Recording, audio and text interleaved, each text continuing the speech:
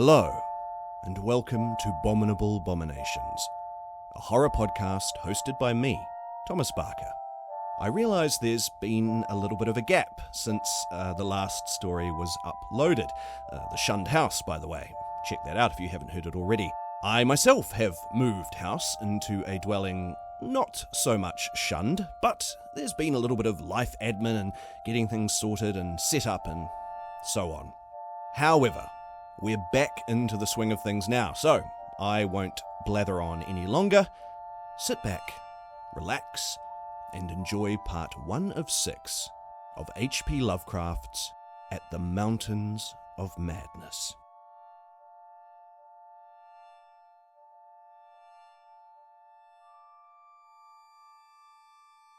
At the Mountains of Madness by H.P. Lovecraft. I am forced into speech because men of science have refused to follow my advice without knowing why. It is altogether against my will that I tell my reasons for opposing this contemplated invasion of the Antarctic, with its vast fossil hunt and its wholesale boring and melting of the ancient ice caps. And I am the more reluctant because my warning may be in vain. Doubt of the real facts, as I must reveal them, is inevitable. Yet, if I suppressed what will seem extravagant and incredible, there will be nothing left. The hitherto withheld photographs, both ordinary and aerial, will count in my favor, for they are damnably vivid and graphic. Still, they will be doubted because of the great lengths to which clever fakery can be carried. The ink drawings, of course, will be jeered at as obvious impostures, notwithstanding a strangeness and technique which art experts ought to remark and puzzle over.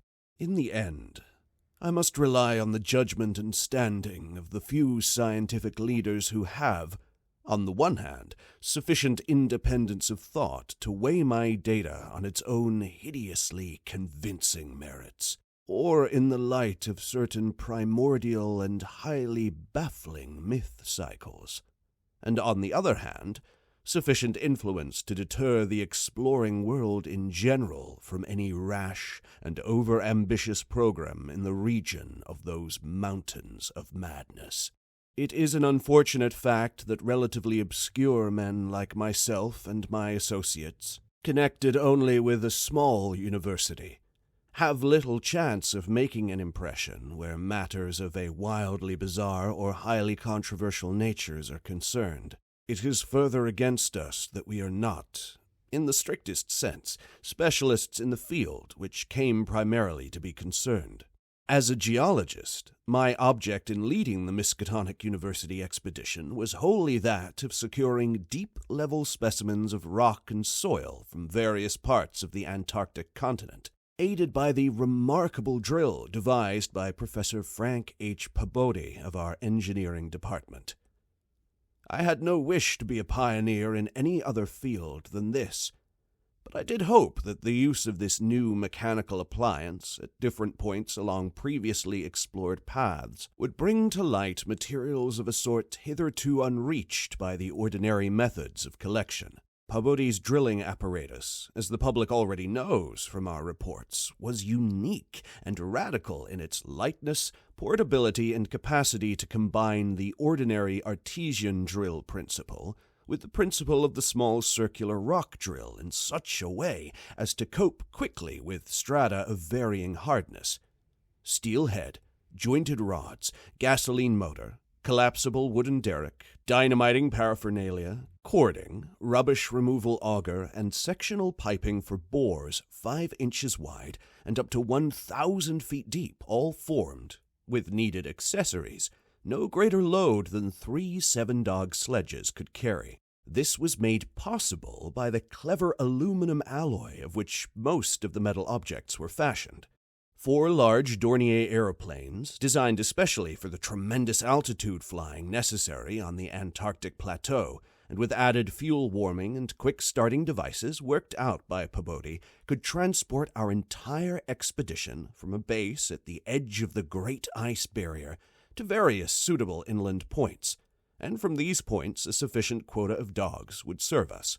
We planned to cover as great an area as one Antarctic season, or longer if absolutely necessary, would permit, operating mostly in the mountain ranges and on the plateau south of Ross Sea, regions explored in varying degree by Shackleton, Amundsen, Scott, and Bird, with frequent changes of camp, made by aeroplane and involving distances great enough to be of geological significance.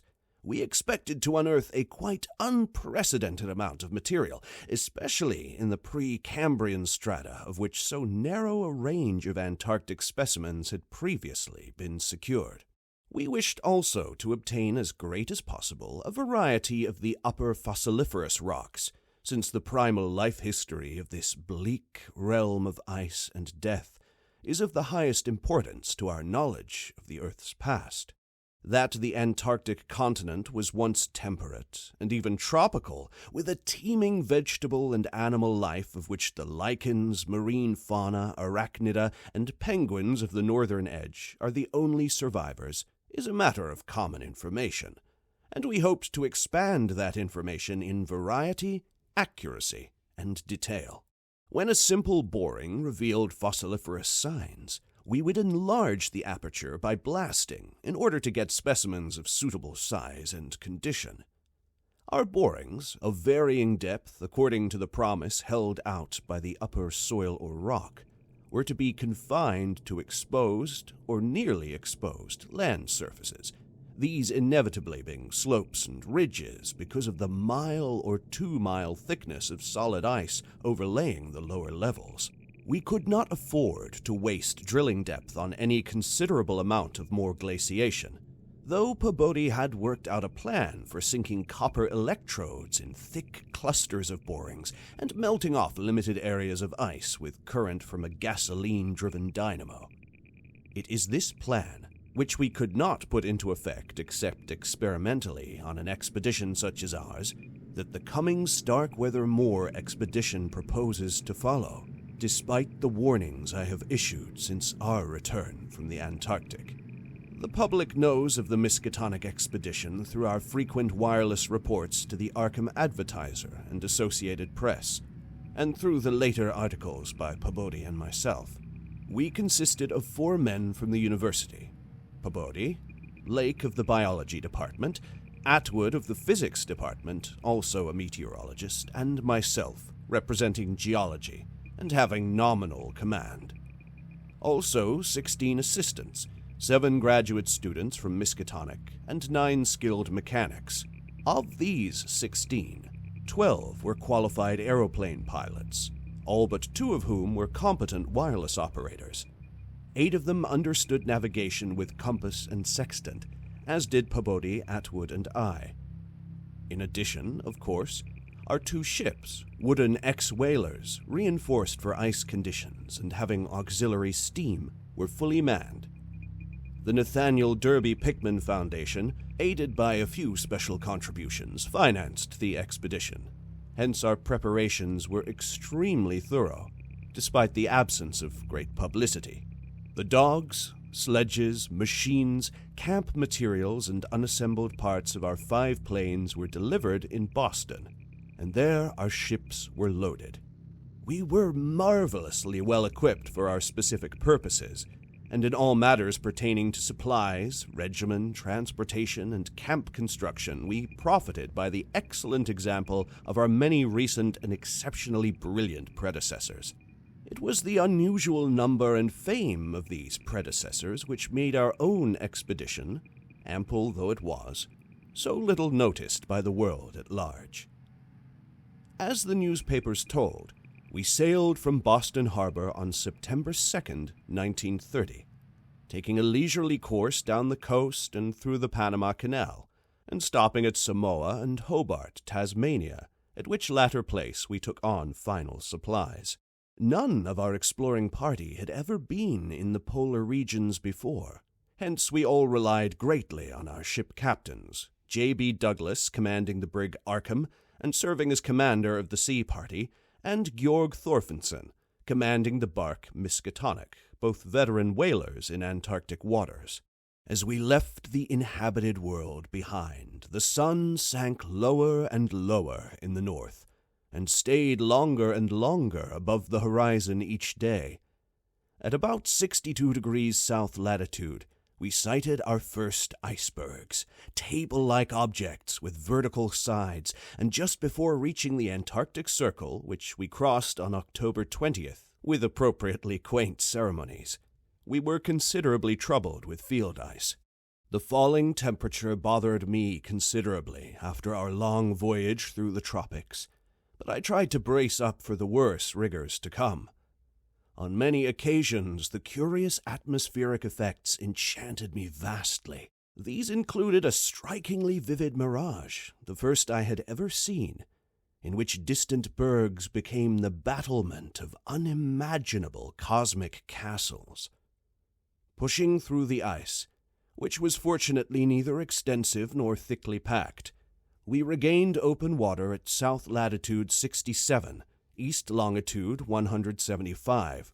On the morning of October 26th, a strong land blink appeared on the south, and before noon we all felt a thrill of excitement at beholding a vast, lofty, and snow-clad mountain chain which opened out and covered the whole vista ahead. At last we had encountered an outpost of the great unknown continent and its cryptic world of frozen death.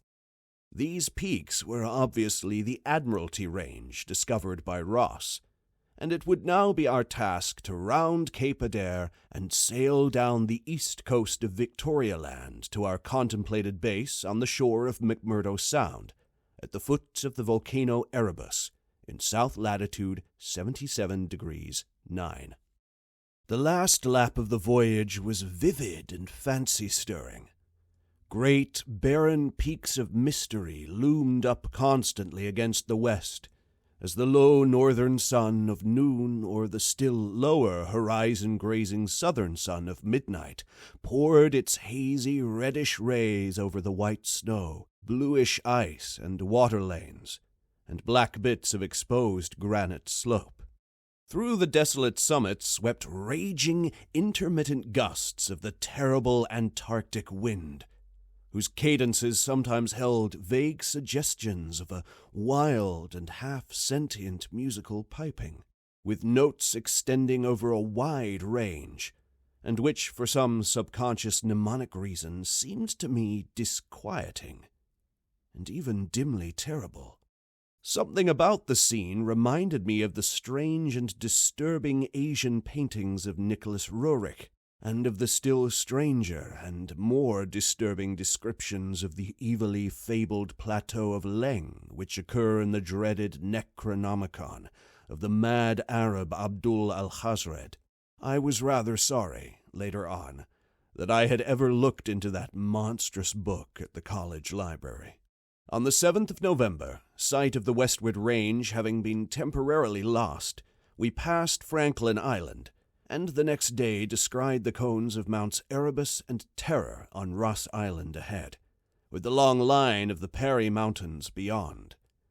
There now stretched off to the east the low, white line of the Great Ice Barrier, rising perpendicularly to a height of 200 feet like the rocky cliffs of Quebec, and marking the end of southward navigation. In the afternoon we entered McMurdo Sound and stood off the coast in the lee of smoking Mount Erebus. The scoriaceous peak towered up some 12,700 feet against the eastern sky, like a Japanese print of the sacred Fujiyama, while beyond it rose the white, ghost-like height of Mount Terror, 10,900 feet in altitude, and now extinct as a volcano. Puffs of smoke from Erebus came intermittently, and one of the graduate assistants, a brilliant young fellow named Danforth, pointed out what looked like lava on the snowy slope, remarking that this mountain discovered in 1840 had undoubtedly been the source of Poe's image when he wrote 7 years later, "The lavas that restlessly roll their sulphurous currents down Yanek, in the ultimate climes of the pole, that groan as they roll down Mount Yanek, in the realms of the boreal pole. Danforth was a great reader of bizarre material, and had talked a good deal of Poe.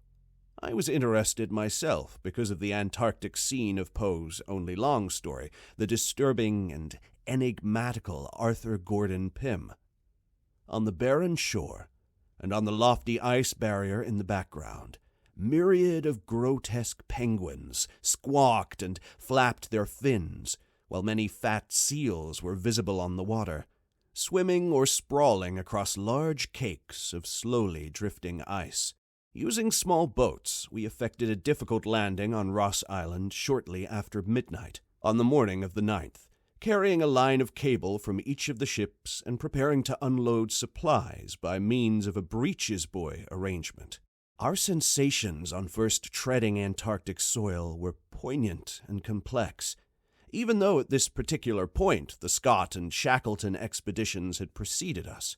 Our camp on the frozen shore below the volcano's slope was only a provisional one, headquarters being kept aboard the Arkham. We landed all our drilling apparatus, dogs, sledges, tents, provisions, gasoline tanks, experimental ice-melting outfit, cameras, both ordinary and aerial, aeroplane parts, and other accessories, including 3 small portable wireless outfits, besides those in the planes capable of communicating with the Arkham's large outfit from any part of the Antarctic continent that we would be likely to visit. The ship's outfit, communicating with the outside world, was to convey press reports to the Arkham Advertiser's powerful wireless station on Kingsport Head, Massachusetts. We hoped to complete our work during a single Antarctic summer, but if this proved impossible, we would winter on the Arkham, sending the Miskatonic north before the freezing of the ice for another summer's supplies. I need not repeat what the newspapers have already published about our early work, of our ascent of Mount Erebus, our successful mineral borings at several points on Ross Island, and the singular speed with which Peabody's apparatus accomplished them, even through solid rock layers, our provisional test of the small ice-melting equipment, our perilous ascent of the Great Barrier with sledges and supplies, and our final assembling of 5 huge aeroplanes at the camp atop the barrier. The health of our land party, 20 men and 55 Alaskan sledge dogs, was remarkable, though of course we had so far encountered no really destructive temperatures or windstorms.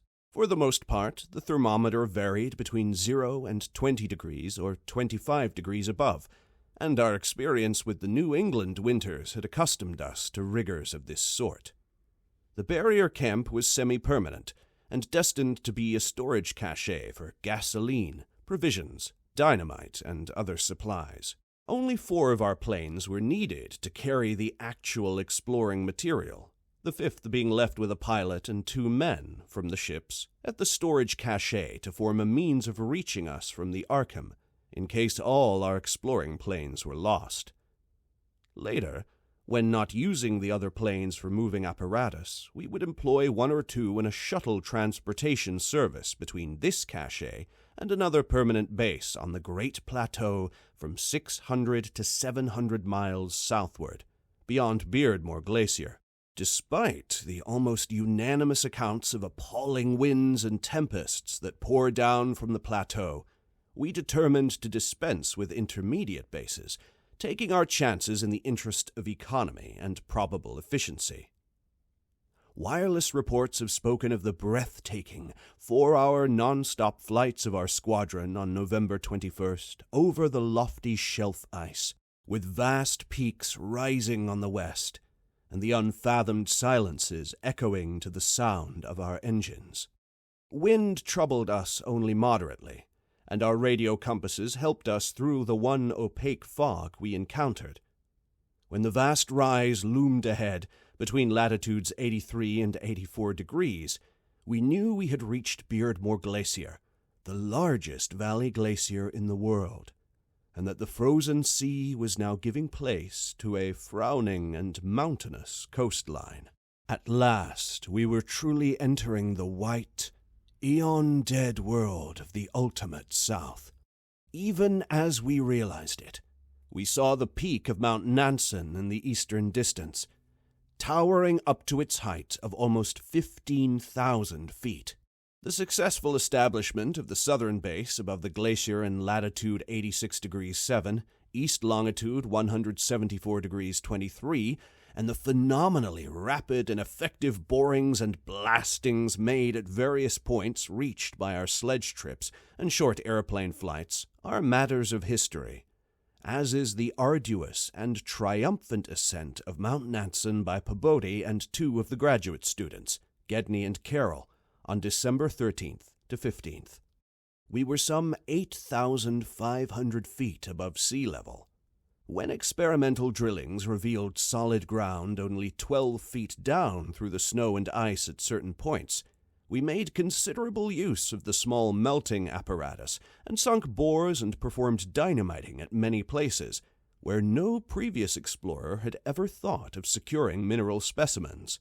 The pre-Cambrian granites and beacon sandstones thus obtained confirmed our belief that this plateau was homogeneous, with the great bulk of the continent to the west, but somewhat different from the parts lying eastward below South America, which we then thought to form a separate and smaller continent, divided from the larger one by a frozen junction of Ross and Weddell seas, though Bird has since disproved the report. In certain of the sandstones, dynamited and chiseled after boring revealed their nature, we found some highly interesting fossil markings and fragments, notably ferns, seaweeds, trilobites, crinoids, and such mollusks as linguae and gastropods, all of which seemed of real significance in connection with the region's primordial history. There was also a queer, triangular, striated marking, about a foot in greatest diameter, which Lake pieced together from 3 fragments of slate brought up from a deep blasted aperture. These fragments came from a point to the westward near the Queen Alexandra range, and Lake, as a biologist, seemed to find their curious marking unusually puzzling and provocative, though to my geological eye it looked not unlike some of the ripple effects reasonably common in the sedimentary rocks. Since slate is no more than a metamorphic formation into which a sedimentary stratum is pressed, and since the pressure itself produces odd, distorting effects on any markings which may exist, I saw no reason for extreme wonder over the striated depression. On January 6th, 1931, Lake, Peabody, Daniels, all 6 of the students, 4 mechanics, and myself flew directly over the South Pole in 2 of the Great Plains, being forced down once by a sudden high wind which, fortunately, did not develop into a typical storm. This was, as the papers have stated, one of several observation flights, during others of which we tried to discern new topographical features in areas unreached by previous explorers. Our early flights were disappointing in this latter respect, though they afforded us some magnificent examples of the richly fantastic and deceptive mirages of the polar regions, of which our sea voyage had given us some brief foretastes. Distant mountains floated in the sky as enchanted cities, and often the whole white world would dissolve into a gold, silver, and scarlet land of Dulcinean dreams, and often the whole white world would dissolve into a gold, silver, and scarlet land of Dulcinean dreams and adventurous expectancy, under the magic of the low midnight sun. On cloudy days we had considerable trouble in flying, owing to the tendency of snowy earth and sky to merge into one mystical opalescent void, with no visible horizon to mark the junction of the two. At length we resolved to carry out our original plan of flying 500 miles eastward with all 4 exploring planes and establishing a fresh sub-base at a point which would probably be on the smaller continental division, as we mistakenly conceived it. Geological specimens obtained there would be desirable for purposes of comparison. Our health so far had remained excellent, lime juice well offsetting the steady diet of tinned and salted food, and temperatures generally above zero enabling us to do without our thickest furs. It was now midsummer, and with haste and care we might be able to conclude work by March and avoid a tedious wintering through the long Antarctic night. Several savage windstorms had burst upon us from the west, but we had escaped damage through the skill of Atwood in devising rudimentary aeroplane shelters and windbreaks of heavy snow blocks, and in reinforcing the principal camp buildings with snow. Our good luck and efficiency had indeed been most uncanny. The outside world knew, of course, of our program, and was told also of Lake's strange and dogged insistence on a westward, or rather northwestward, prospecting trip before our radical shift to the new base.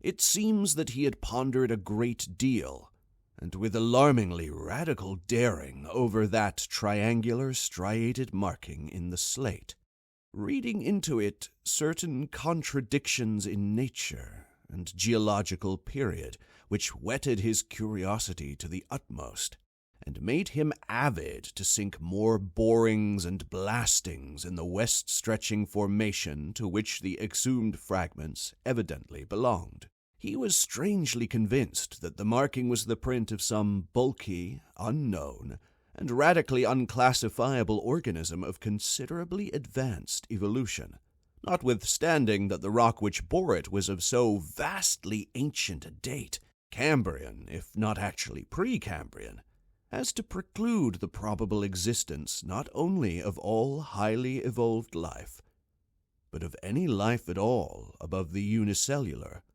or at most the trilobite stage. These fragments, with their odd marking, must have been 500 million to 1,000 million years old. 2. Popular imagination, I judge, responded actively to our wireless bulletins of Lake's start northwestward into regions never trodden by human foot or penetrated by human imagination, though we did not mention his wild hopes of revolutionizing the entire sciences of biology and geology. His preliminary sledging and boring journeys of January 11th to 18th with Pabodie and 5 others, marred by the loss of 2 dogs in an upset when crossing one of the great pressure ridges in the ice, had brought up more and more of the Archean slate, and even I was interested by the singular profusion of evident fossil markings in that unbelievably ancient stratum. These markings, however, were of very primitive life forms, involving no great paradox, except that any life forms should occur in rock as definitely Precambrian as this seemed to be. Hence I still failed to see the good sense of Lake's demand for an interlude in our time-saving program, an interlude requiring the use of all 4 planes, many men, and the whole of the expedition's mechanical apparatus. I did not, in the end, veto the plan, though I decided not to accompany the northwestward party despite Lake's plea for my geological advice. While they were gone, I would remain at the base with Pabodie and 5 men and work out final plans for the eastward shift. In preparation for this transfer, one of the planes had begun to move up a good gasoline supply from McMurdo Sound, but this could wait temporarily. I kept with me 1 sledge and 9 dogs, since it is unwise to be at any time without possible transportation in an utterly tenantless world of eon-long death. Lake's sub-expedition into the unknown, as everyone will recall, sent out its own reports from the shortwave transmitters on the plains, these being simultaneously picked up by our own apparatus at the southern base and by the Arkham at McMurdo Sound, whence they were relayed to the outside world on wavelengths up to 50 meters. The start was made January 22nd at 4 a.m., and the first wireless message we received came only 2 hours later, when Lake spoke of descending and starting a small-scale ice melting and bore at a point some 300 miles away from us. 6 hours after that, a second and very excited message told of the frantic, beaver-like work whereby a shallow shaft had been sunk and blasted, culminating in the discovery of slate fragments with several markings approximately like the one which had caused the original puzzlement. 3 hours later, a brief bulletin announced the resumption of the flight in the teeth of a raw and piercing gale. And when I dispatched a message of protest against further hazards, Lake replied curtly that his new specimens made any hazard worth taking. I saw that his excitement had reached the point of mutiny, and that I could do nothing to check this headlong risk of the whole expedition's success. But it was appalling to think of his plunging deeper and deeper into that treacherous and sinister white immensity of tempests and unfathomed mysteries which stretched off for some 1,500 miles to the half-known, half-suspected coastline of Queen Mary and Knox lands. Then, in about an hour and a half more, came that doubly excited message from Lake's moving plane, which almost reversed my sentiments and made me wish I had accompanied the party. 10:05 p.m. On the wing. After snowstorm. Have spied mountain range ahead higher than any hitherto seen. May equal Himalayas, allowing for height of plateau. Probable latitude 76 degrees 15. Longitude 113 degrees 10 east. Reach as far as can see to right and left. Suspicion of 2 smoking cones. All peaks black and bare of snow. Gale blowing off them impedes navigation. After that, Pabodie, the men and I hung breathlessly over the receiver. Thought of this titanic mountain rampart, 700 miles away, inflamed our deepest sense of adventure, and we rejoiced that our expedition, if not ourselves personally, had been its discoverers. In half an hour, Lake called us again. Moulton's plane forced down on plateau in foothills, but nobody hurt, and perhaps can repair. Shall transfer essentials to other 3 for return or further moves if necessary, but no more heavy plane travel needed just now. Mountains surpass anything in imagination. I'm going up scouting in Carroll's plane, with all weight out. You can't imagine anything like this. Highest peaks must go over 35,000 feet, Everest out of the running. Atwood to work out height with theodolite while Carroll and I go up. Probably wrong about cones, for formations look stratified, possibly Precambrian slate with other strata mixed in. Queer skyline effects, regular sections of cubes clinging to highest peaks, whole thing marvelous in red gold light of low sun, like land of mystery in a dream, or gateway to forbidden world of untrodden wonder. Wish you were here to study. Though it was technically sleeping time, not one of us listeners thought for a moment of retiring. It must have been a good deal the same at McMurdo Sound, where the supply cache and the Arkham were also getting the messages, for Captain Douglas gave out a call congratulating everybody on the important find, and Sherman, the cache operator, seconded his sentiments. We were sorry, of course, about the damaged aeroplane, but hoped it could be easily mended. Then, at 11 p.m., came another call from Lake. Up with Carroll over highest foothills. Don't dare try really tall peaks in present weather, but shall later. Frightful work climbing, and hard going at this altitude, but worth it. Great range, fairly solid, hence can't see any glimpses beyond. Main summits exceed Himalayas, and very queer. Range looks like Precambrian slate, with plain signs of many other upheaved strata. Was wrong about volcanism. Goes farther in either direction than we can see. Swept clear of snow above 21,000 feet. Odd formations on slopes of highest mountains.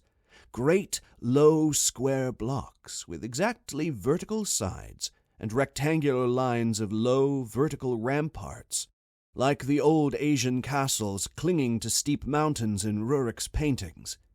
Impressive from distance, flew close to some, and Carol thought they were formed of smaller separate pieces, but that is probably weathering.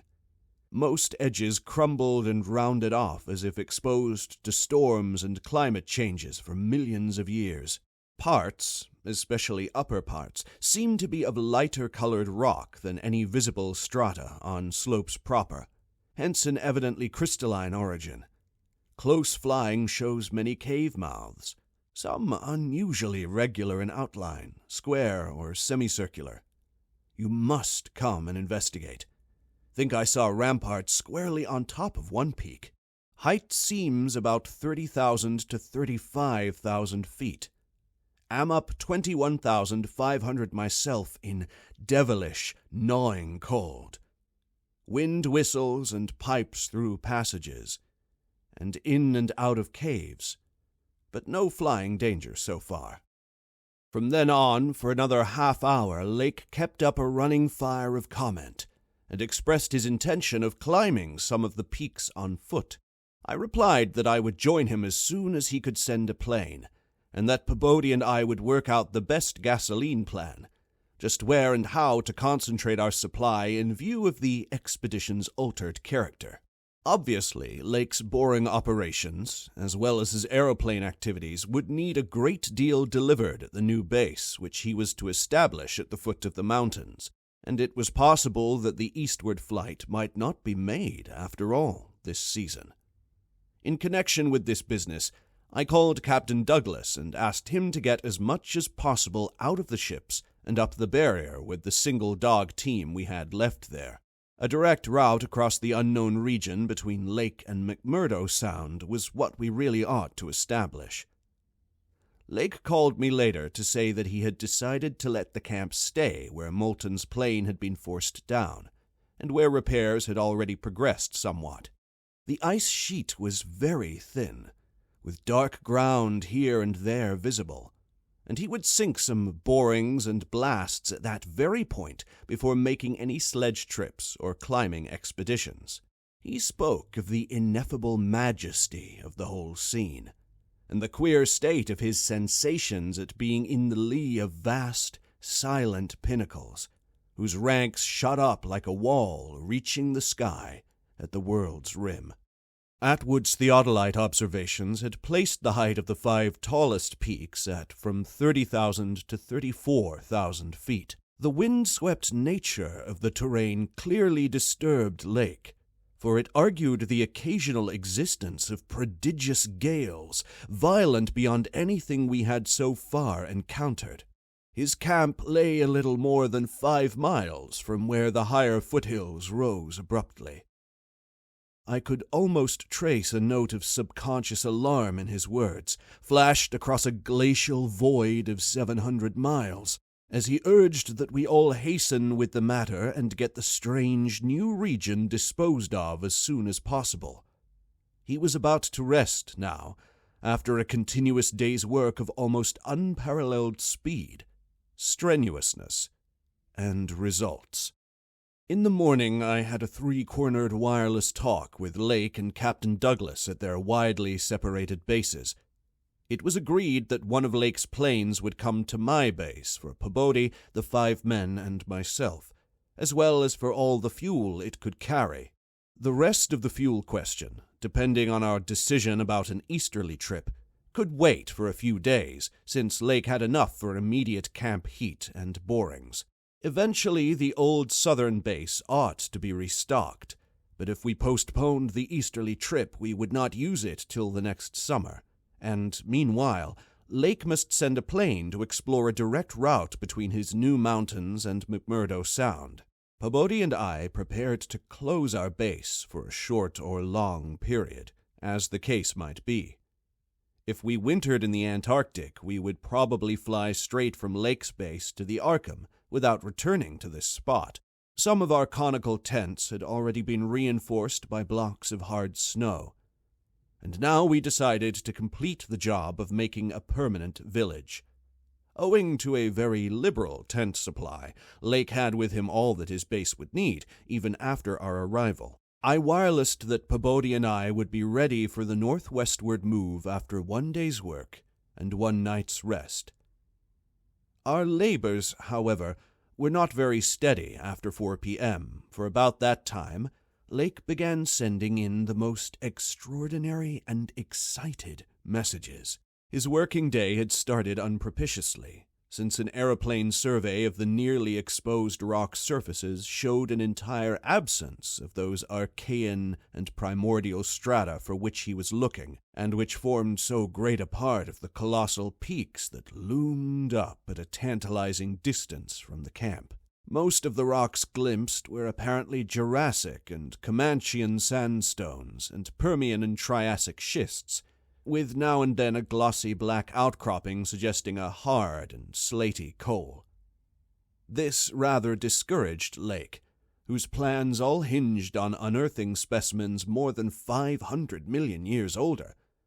It was clear to him that in order to recover the Archean slate vein, in which he had found the odd markings, he would have to make a long sledge trip from these foothills to the steep slopes of the gigantic mountains themselves. He had resolved, nevertheless, to do some local boring as part of the expedition's general program.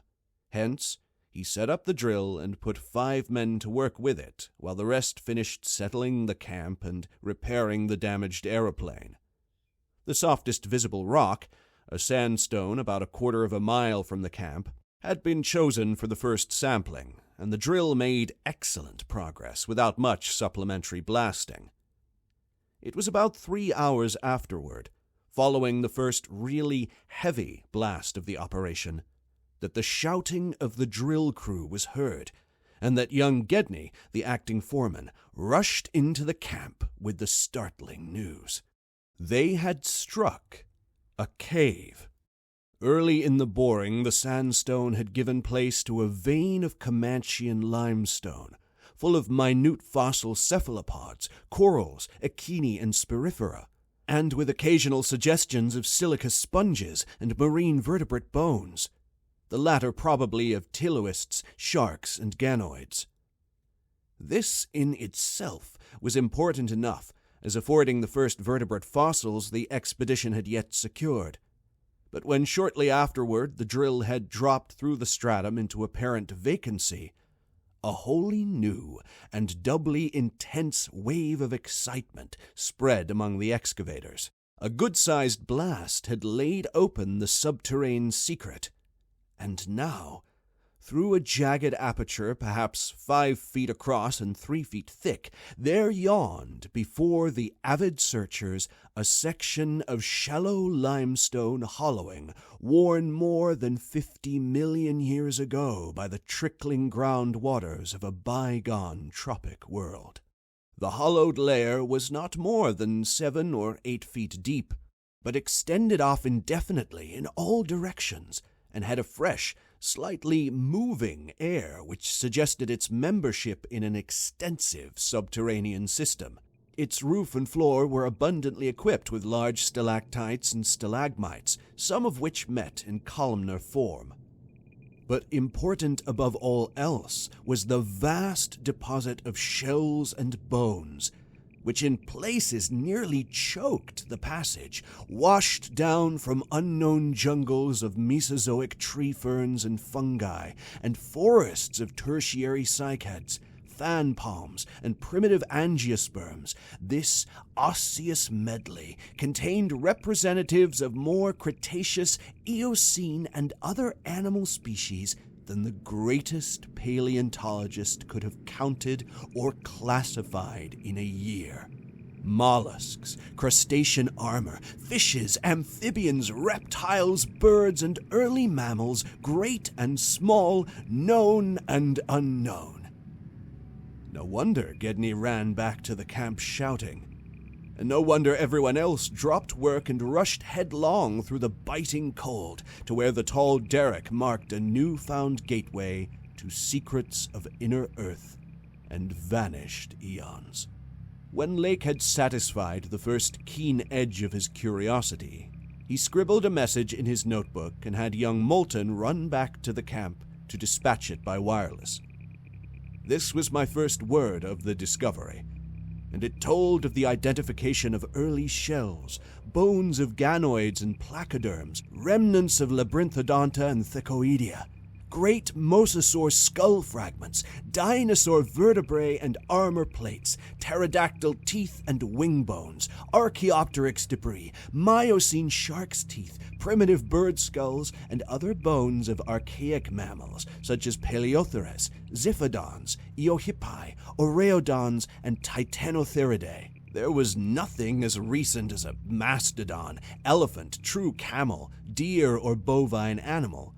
Hence, Lake concluded that the last deposit had occurred during the Oligocene age, and that the hollowed stratum had lain in its present dried, dead, and inaccessible state for at least 30 million years.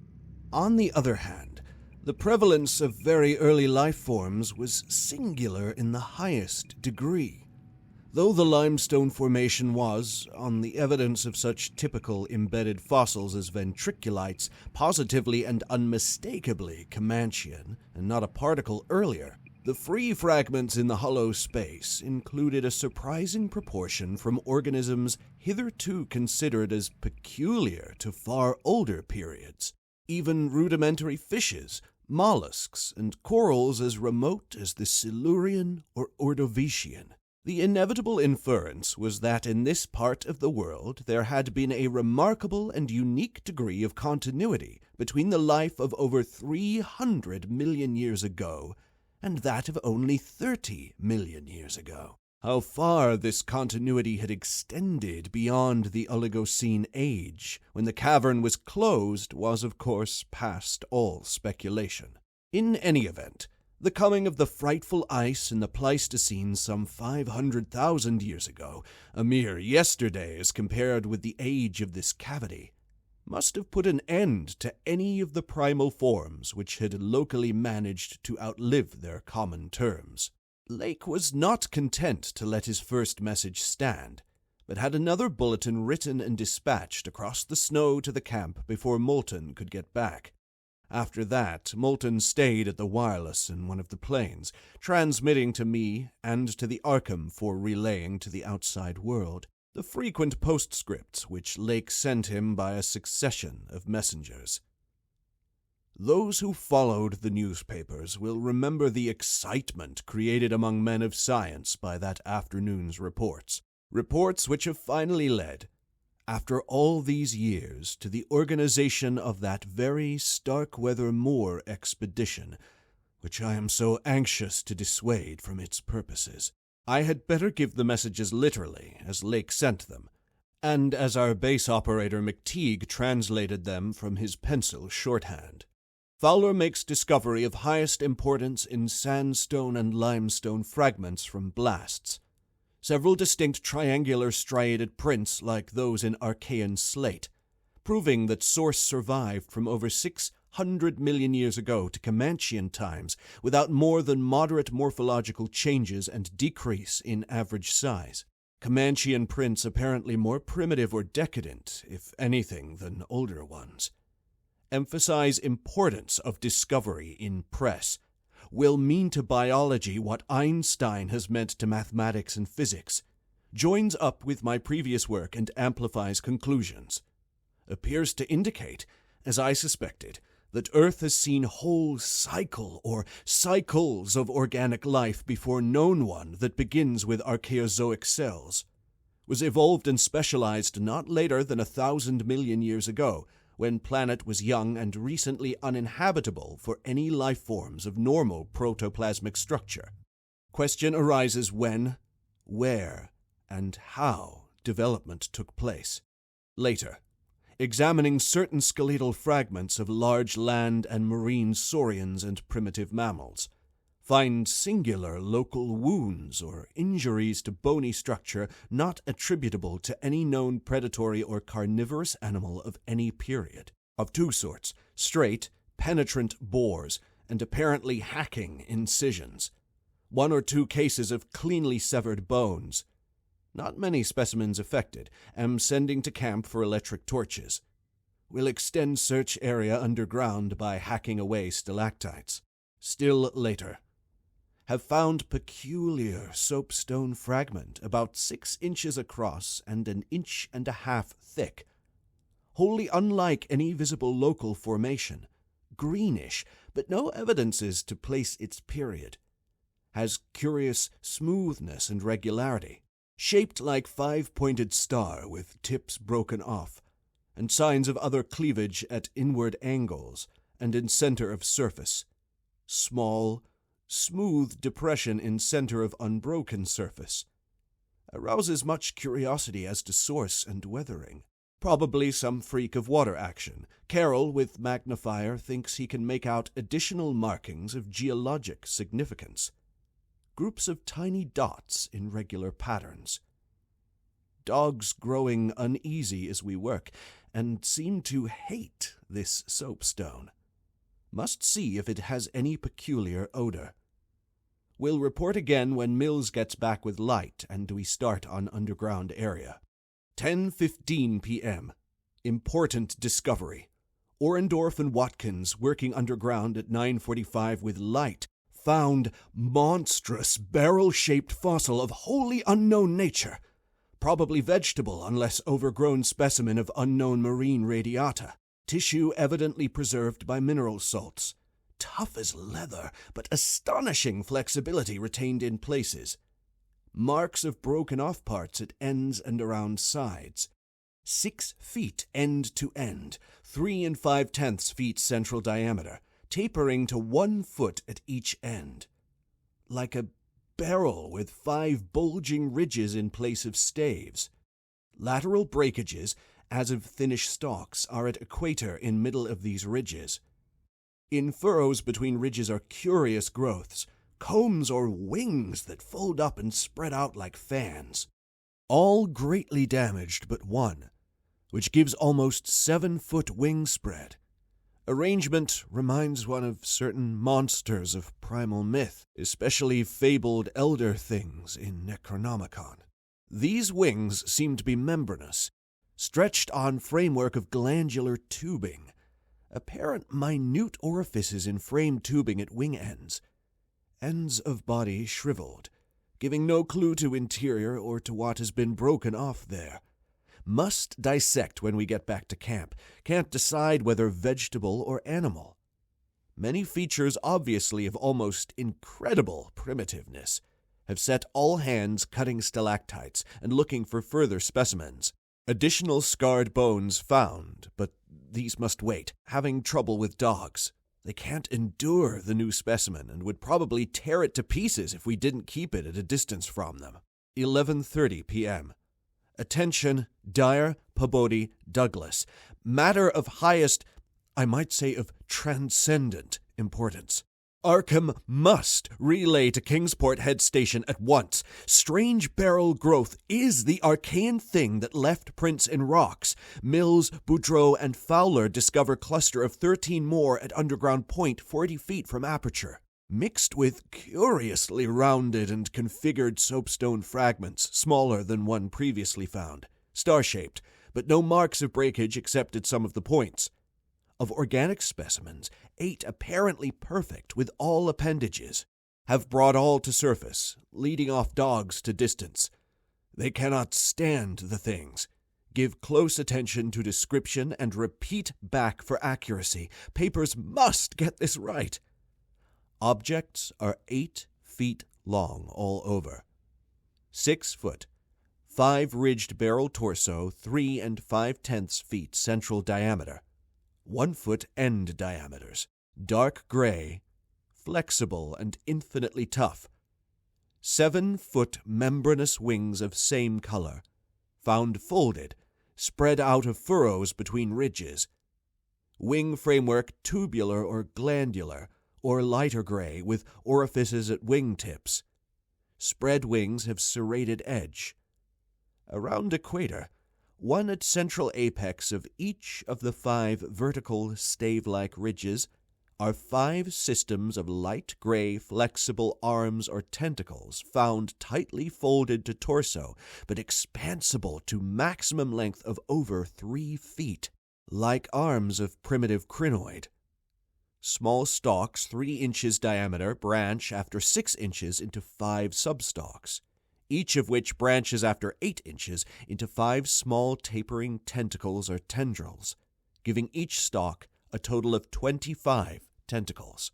At top of torso, blunt, bulbous neck of lighter gray, with gill-like suggestions, holds yellowish 5-pointed starfish-shaped apparent head covered with 3-inch wiry cilia of various prismatic colors. Head thick and puffy, about 2 feet point to point, with 3-inch flexible yellowish tubes projecting from each point. Slit in exact center of top, probably breathing aperture. At end of each tube is spherical expansion where yellowish membrane rolls back on handling to reveal glassy, red-irised globe, evidently an eye. 5 slightly longer reddish tubes start from inner angles of starfish-shaped head and end in sac-like swellings of same color which, upon pressure, open to bell-shaped orifices 2 inches maximum diameter and lined with sharp, white, tooth-like projections, probable mouths. All these tubes, cilia and points of starfish head, found folded tightly down, tubes and points clinging to bulbous neck and torso, flexibility surprising despite vast toughness. At bottom of torso, rough but dissimilarly functioning counterparts of head arrangements exist. Bulbous light gray pseudo-neck, without gill suggestions, holds greenish 5-pointed starfish arrangement. Tough, muscular arms 4 feet long and tapering from 7 inches diameter at base to about 2 5/10 at point. To each point is attached small end of a greenish, 5-veined membranous triangle 8 inches long and 6 wide at farther end. This is the paddle, fin or pseudo-foot, which had made prints in rocks from 1,000 million to 50 or 60 million years old. From inner angles of starfish arrangement project 2-foot reddish tubes tapering from 3 inches diameter at base to 1 at tip. Orifices at tips. All these parts infinitely tough and leathery, but extremely flexible. 4-foot arms with paddles undoubtedly used for locomotion of some sort, marine or otherwise. When moved, display suggestions of exaggerated muscularity. As found, all these projections tightly folded over pseudo-neck and end of torso, corresponding to projections at other end. Cannot yet assign positively to animal or vegetable kingdom, but odds now favor animal, probably represents incredibly advanced evolution of radiata without loss of certain primitive features. Echinoderm resemblance is unmistakable, despite local contradictory evidences. Wing structure puzzles in view of probable marine habitat, but may have use in water navigation. Symmetry is curiously vegetable-like, suggesting vegetables' essential up and down structure rather than animals' fore and aft structure. Fabulously early date of evolution, preceding even simplest archaean protozoa hitherto known, baffles all conjecture as to origin. Complete specimens have such uncanny resemblance to certain creatures of primal myth that suggestions of ancient existence outside Antarctic becomes inevitable. Dyer and Peabody have read Necronomicon and seen Clark Ashton Smith's nightmare paintings based on text, and will understand when I speak of elder things supposed to have created all Earth life as jest or mistake. Students have always thought conception formed from morbid imaginative treatment of very ancient tropical radiata, also like prehistoric folklore things Wilmarth has spoken of, Cthulhu cult appendages, etc. Vast field of study opened. Deposits probably of late Cretaceous or early Eocene period, judging from associated specimens. Massive stalagmites deposited above them. Hard work hewing them out, but toughness prevented damage. State of preservation miraculous, evidently owing to limestone action. No more found so far, but we'll resume search later. Job now to get 14 huge specimens to camp without dogs, which bark furiously, and can't be trusted near them. With 9 men, 3 left to guard the dogs, we ought to manage the 3 sledges fairly well, though wind is bad. Must establish plane communication with McMurdo Sound and begin shipping material. But I've got to dissect one of these things before we take any rest. Wish I had a real laboratory here. Dyer better kick himself for having tried to stop my westward trip. First the world's greatest mountains, and then this. If this last isn't the high spot of the expedition, I don't know what is. We're made, scientifically. Congrats, Pabodie, on the drill that opened up the cave. Now, will Arkham please repeat description? The sensations of Pabodie and myself at receipt of this report were almost beyond description. Nor were our companions much behind us in enthusiasm. McTeague, who had hastily translated a few high spots as they came from the droning receiving set, wrote out the entire message from his shorthand version as soon as Lake's operator signed off. All appreciated the epoch-making significance of the discovery, and I sent Lake congratulations as soon as the Arkham's operator had repeated back the descriptive parts as requested. And my example was followed by Sherman from his station at the McMurdo Sound supply cache, as well as by Captain Douglas of the Arkham. Later, as head of the expedition, I added some remarks to be relayed through the Arkham to the outside world. Of course, rest was an absurd thought amidst this excitement, and my only wish was to get to Lake's camp as quickly as I could. It disappointed me when he sent word that a rising mountain gale made early aerial travel impossible. But within an hour and a half, interest again rose to banish disappointment. Lake, sending more messages, told of the completely successful transportation of the 14 great specimens to the camp. It had been a hard pull, for the things were surprisingly heavy, but 9 men had accomplished it very neatly. Now, some of the party were hurriedly building a snow corral at a safe distance from the camp, to which the dogs could be brought for greater convenience in feeding. The specimens were laid out on the hard snow near the camp, save for one on which Lake was making crude attempts at dissection. This dissection seemed to be a greater task than had been expected, for, despite the heat of a gasoline stove in the newly raised laboratory tent, the deceptively flexible tissues of the chosen specimen, a powerful and intact one, lost nothing of their more than leathery toughness. Lake was puzzled as to how he might make the requisite incisions without violence destructive enough to upset all the structural niceties he was looking for. He had, it is true, 7 more perfect specimens, but these were too few to use up recklessly unless the cave might later yield an unlimited supply. Accordingly, he removed the specimen and dragged in one which, though having remnants of the starfish arrangements at both ends, was badly crushed and partly disrupted along one of the great torso furrows. Results, quickly reported over the wireless, were baffling and provocative indeed.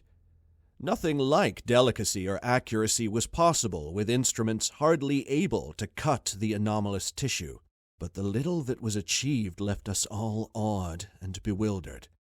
Existing biology would have to be wholly revised, for this thing was no product of any cell growth science knows about. There had been scarcely any mineral replacement, and despite an age of perhaps 40 million years, the internal organs were wholly intact. The leathery, undeteriorative, and almost indestructible quality was an inherent attribute of the thing's form of organization, and pertained to some Paleocene cycle of invertebrate evolution utterly beyond our powers of speculation.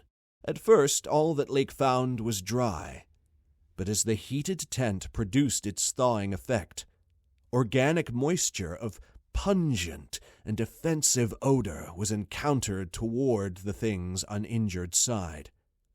It was not blood, but a thick, dark green fluid apparently answering the same purpose. By the time Lake reached this stage, all 37 dogs had been brought to the still uncompleted corral near the camp. And even at that instance, set up a savage barking and show of restlessness at the acrid, diffusive smell. Far from helping to place the strange entity, this provisional dissection merely deepened its mystery. All guesses about its external members had been correct, and on the evidence of these one could hardly hesitate to call the thing animal. But internal inspection brought up so many vegetable evidences that Lake was left hopelessly at sea. It had digestion and circulation, and eliminated waste matter through the reddish tubes of its starfish-shaped base. Cursorily, one would say that its respiratory apparatus handled oxygen rather than carbon dioxide, and there were odd evidences of air storage chambers and methods of shifting respiration from the external orifice to at least 2 other fully developed breathing systems, gills and pores. Clearly, it was amphibian and probably adapted to long, airless hibernation periods as well. Vocal organs seemed present in connection with the main respiratory system, but they presented anomalies beyond immediate solution. Articulate speech, in the sense of syllable utterance, seemed barely conceivable, but musical, piping notes, covering a wide range, were highly probable. The muscular system was almost preternaturally developed. The nervous system was so complex and highly developed as to leave Lake aghast. Though excessively primitive and archaic in some respects, the thing had a set of ganglier centers and connectives arguing the very extremes of specialized development. Its 5-lobed brain was surprisingly advanced, and there were signs of a sensory equipment served in part through the wiry cilia of the head, involving factors alien to any other terrestrial organism. Probably it had more than 5 senses, so that its habits could not be predicted from any existing analogy. It must, Lake thought, have been a creature of keen sensitiveness and delicately differentiated functions in its primal world. Much like the ants and bees of today, it reproduced like the vegetable cryptograms, especially the pteridophyta, having spore cases at the tips of the wings and eventually developing from a thallus or prothallus. But to give it a name at this stage was mere folly. It looked like a radiate, but was clearly something more. It was partly vegetable, but had 3/4 of the essentials of animal structure. That it was marine in origin, its symmetrical contour and certain other attributes clearly indicated. Yet one could not be exact as to the limit of its later adaptations. The wings, after all, held a persistent suggestion of the aerial. How it could have undergone its tremendously complex evolution on a newborn Earth in time to leave prints in Archean rocks was so far beyond conception as to make Lake whimsically recall the primal myths about great old ones who filtered down from the stars and concocted Earth life as a joke or mistake, and the wild tales of cosmic hill things from outside, told by a folklorist colleague in Miskatonic's English department. Naturally, he considered the possibility of the Precambrian prints having been made by a less evolved ancestor of the present specimens, but quickly rejected this too facile theory upon considering the advanced structural qualities of the older fossils. If anything, the later contours showed decadence rather than higher evolution. The size of the pseudofeet had decreased, and the whole morphology seemed coarsened and simplified. Moreover, the nerves and organs, just examined, held singular suggestions of retrogression from forms still more complex. Atrophied and vestigial parts were surprisingly prevalent. Altogether, little could be said to have been solved, and Lake fell back on mythology for a provisional name, jocosely dubbing his finds the Elder Ones. At about 2:30 a.m., having decided to postpone further work and get a little rest, he covered the dissected organism with a tarpaulin, emerged from the laboratory tent, and studied the intact specimens with renewed interest. The ceaseless Antarctic sun had begun to limber up their tissues a trifle, so that the head points and tubes of 2 or 3 showed signs of unfolding. But Lake did not believe there was any danger of immediate decomposition in the almost sub-zero air. He did, however, move all the undissected specimens closer together and throw a spare tent over them in order to keep off the direct solar rays. That would also help to keep their possible scent away from the dogs, whose hostile unrest was really becoming a problem, even at their substantial distance and behind the higher and higher snow walls, which an increased quota of the men were hastening to raise around their quarters. He had to weigh down the corners of the tent cloth with heavy bricks of snow to hold it in place amidst the rising gale. For the Titan Mountains seemed about to deliver some gravely severe blasts. Early apprehensions about sudden Antarctic winds were revived, and under Atwood's supervision, precautions were taken to bank the tents, new dog corral, and crude aeroplane shelters with snow on the mountainward side. These latter shelters began with hard snow blocks during odd moments, were by no means as high as they should have been, and Lake finally detached all hands from other tasks to work on them. It was after 4 when Lake at last prepared to sign off and advised us all to share the rest period his outfit would take when the shelter walls were a little higher. He held some friendly chat with Pabodie over the ether and repeated his praise of the really marvelous drills that had helped him make his discovery. Atwood also sent greetings and praises. I gave Lake a warm word of congratulation, owning up that he was right about the western trip, and we all agreed to get in touch by wireless at 10 in the morning. If the gale was then over, Lake would send a plane for the party at my base.